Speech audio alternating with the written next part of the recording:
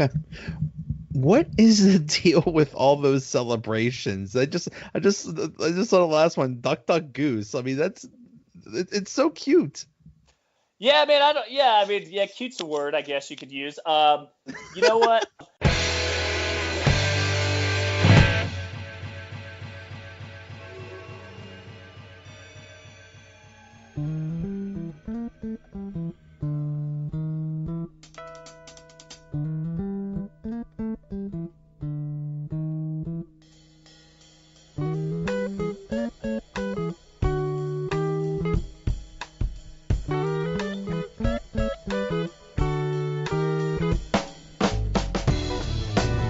What's going on, everybody? Welcome to another episode of the Donut Bag, part of the Podhub Network.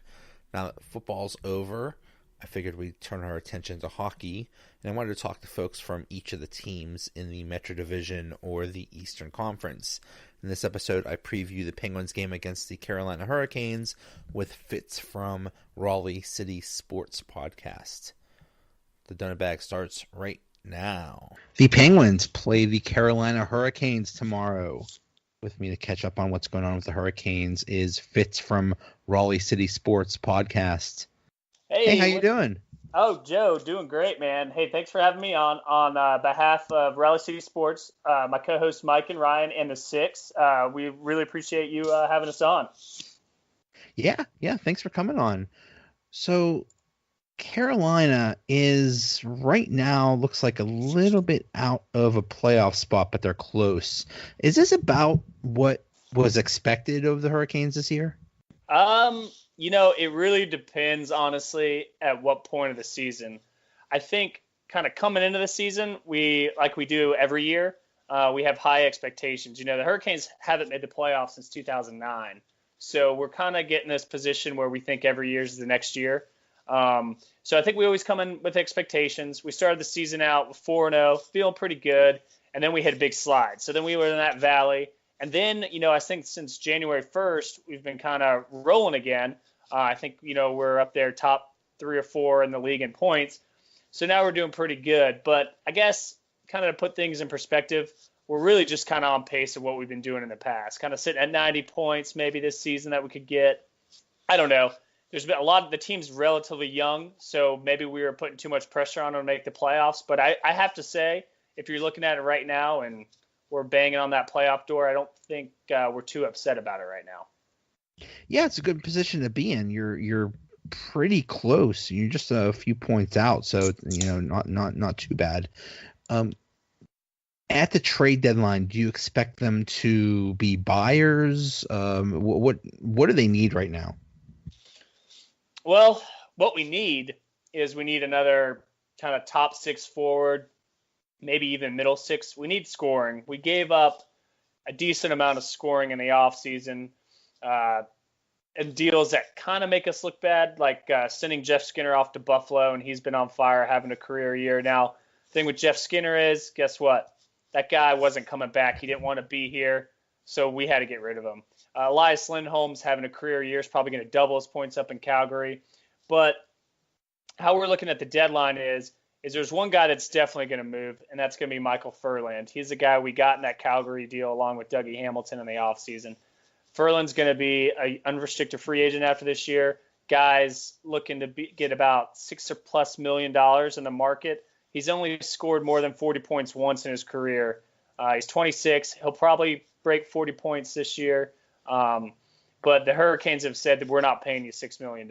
So I would expect you to see them move Furland. I know Pittsburgh's been kind of rumored for him. He'll be a rental. But I think that's not necessarily a sign that they're giving up on the season. I think it's, hey, we got to get something in return for this guy. Look at maybe even prospects, hopefully a high draft pick. One thing I think they would, our biggest strength is defense. We're really deep on the defensive end. We've been looking to move one of these right shot defensemen for a top 6 forward. Hasn't really worked out. We thought Toronto might have worked out. They seem to go a different way. So if you do see if we do see us move a defenseman, it's really to get scoring help and maybe to help with that final push. Yeah, it looks like the defense is definitely the strength of the team. Yeah, I keep hearing about Furland and that he's out there, but I think a lot of teams would love to have him. He sounds like a like a like what every team wants, like a tough guy that can score. Yeah, and then that's exactly what he is. I mean, Raleigh fell in love with him as soon as he arrived. He's hitting people. He was scoring goals. He really lit it up at the beginning of the year. Had, I think, a concussion in the middle of the season, so he sat some games out. But, I mean, Raleigh really loved him. Unfortunately, the reality of the situation is we've been burned by giving deals to guys that aren't really proven in the past, and I just don't see it happening here. His agent really wants him to hit the open market, so it looks like he'll be a good short-term rental for somebody. And and our defense, the defensive scoring has really picked up lately, and that's probably been one of the main reasons for our recent surge. What's going on with the goaltenders? It sounds like there's a bit of a uncertainty there. Yeah, well, I mean, it's been uncertainty for about, I'd say, 12 years. Yeah, it's really turned out as bad as it possibly could, right? Like Scott Darling was supposed to be the savior. He's now backing up at our AHL team in Charlotte right now. So obviously that was a bad deal. He'll probably get bought out at the end of the season. He's making $4 million to play, every third game in Charlotte right now. So then we signed Peter Mrazek to a 1-year deal to kind of prove yourself deal. He's been barely good enough to be a backup. And then, mid-30-year-old Curtis McElhaney has been playing for us too. But, he's not really a starter. He's a really quality backup. We're fine as long as we can score more than 4, but, we're not that good. So, it's just been a struggle. I mean, I think that's just been the story of the Canes the last 10 years is, if we had league average goaltending, we could make a run, kind of like you guys lucked out a couple years ago when you had Fleury and then, Matt Murray came on and then you're partying at Mario's in June because you guys win the Stanley Cup. Well, we haven't even had a break that way. And, there's really no end in sight. We've got a young guy, 22 years old down in Charlotte, Alex Nedeljkovic. He's our RFA after this year. And, we're hoping he gets more playing time, but he's not called up right now. So tomorrow night, I think you'll probably see McElhaney on Tuesday night, I would think, because Mrazek played the other night. So it's all up in the air. It's just bad. It's just bad. Yeah, when you don't have a strong goaltending situation, that kind of hurts everything because it's you could have the greatest forwards in defense ever, but if you have a goaltender that's letting in bad goals, then it negates everything. So. It's been bad goals the last couple of years. We had Cam Ward obviously between the pipes forever, and it's not like he's lighting the world on fire, is backing up in Chicago right now either. So, really, if you look at it, the best goaltender we've had in the last couple of years is definitely Anton Hudobin, who's kind of killing it right now. Again, he's more consistent than anything we've ever had. Yeah. What about the power play? It seems to be pretty anemic. Is that just a reflection that the forwards aren't that great? Well, I actually looked into this. So the power play, I think it might have changed a little bit since the Calgary game last night, but we're about 16.5% conversion rate, which isn't great, 23rd in the league. But if you look at the last couple of years, man, we're exactly where we've been, which is not good, right? Like you probably got to be top 15, I don't know, probably up there 18, 19, 20% probably to make the playoffs. I don't know if it's necessarily a lack of forwards. I mean, you've got Sebastian Aho, you've got Teravainen, you've got guys that can score. If anything, it's like kind of chaos out there. I mean, when you see them play, whenever we go on a power play, I'm not confident we're going to score. It's very disorganized. And, I would like to see more kind of moving stuff up to the point, moving the puck around. And they don't really do that. They seem to kind of skate around. And it doesn't look like they're organized. Now, they started off pretty bad. I think at one point at the end of October, our power play was at 7%, which is really bad. So they've obviously gotten a little bit better. But I will say that Rob Brindamore ran the power play unit the last couple of years when he was an assistant under Bill Peters, and our conversion percentages is about the same. So it's not improving, even if he's maybe not directly tied to it. I'd like to see a little bit better system, but it's just there's no real rhythm to our power play. You'll see it tomorrow night, or probably 2 or 3 times. It's just there's no organization to it whatsoever. Well, Penguins have a worse problem. I think they lead the league in giving up shorthanded goals. So they're not only are they not scoring, they're letting the other team score. So yeah, I'm not too worried about your power play though. When you've got somebody like Crosby and Malkin, I swear, anytime I see him with the puck, especially against the Hurricanes, I assume he's going to score. I mean, that guy is a Canes killer, I think, if you look at the stats, and he's just scary on the ice anyway. I still remember, I think it was the 2009 playoffs, the Eastern Conference Finals. Malkin dominated. He, single-handedly beat the Hurricanes. I mean, he was just scoring crazy goals. I mean, it could have been just him on the ice. The other 4 guys could have just stayed on the bench, and he still would have scored a few goals. He was just on fire. Yeah. He seems to own the Hurricanes. No, he does. Yeah.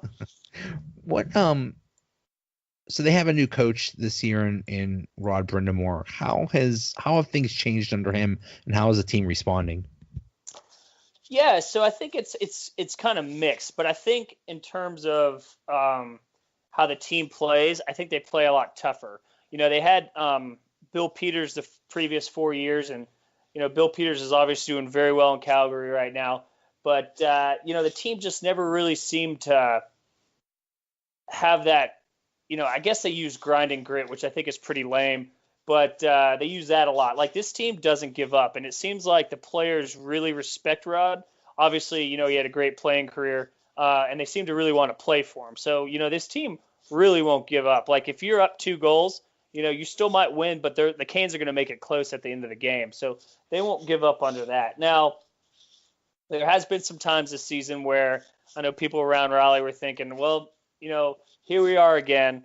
We're hiring one of our franchise legends like we did with Ron Francis, and now it's going to doom to fail. And then, we're just kind of, burning off any sort of legacy that we had. But I think it's kind of faded away, and that, we are on pace for the best points-wise we've had in actually since they started the loser point, in overtime a couple years ago. They just seem to play hard, and it seems like maybe it may not happen this year, but next year this might finally click. So I'd give RBA 2 thumbs up, and I think most people will. Now, do we wish our power play was a little bit better? Yeah, we do. I don't know if that could change, maybe if they bring in a different assistant and that helps things out a little bit. I don't know. I mean, I think it really is a product of the head coach in the end. So overall, I think it's been positive. I think there's nothing too much to complain about at this time. I think, we need a little bit more sample size to really say anything. How is Sebastian Aho doing? Seems like he's their best forward. Dude, Sebastian Aho is the man. I mean, I think this guy is part of the reason why there's so much promise in the team. I think I'm sure you guys hear from being in a pretty strong hockey market. People think that Raleigh doesn't care about the Hurricanes. I know we're 4th in the bottom in the league in attendance, but if you look at the last 10 games, our attendance has increased a fair amount.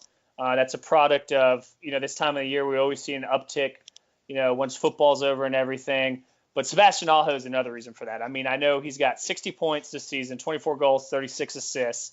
Last night he tied his career high on assists already this season, with 30 games to go. So he's an amazing guy, and I think he's getting better all the time. This is the first year he's really played the majority of the time under center. I mean, the guy's the man. I mean, we'll re-sign him after this year. He's definitely the centerpiece of the organization, and has been. Our owner, Tom Dundon, has said he's the only asset that can't be moved. So I think, obviously a guy you have to watch out for. So Tom Dunn, he's a new owner. He just did. Is he just as of this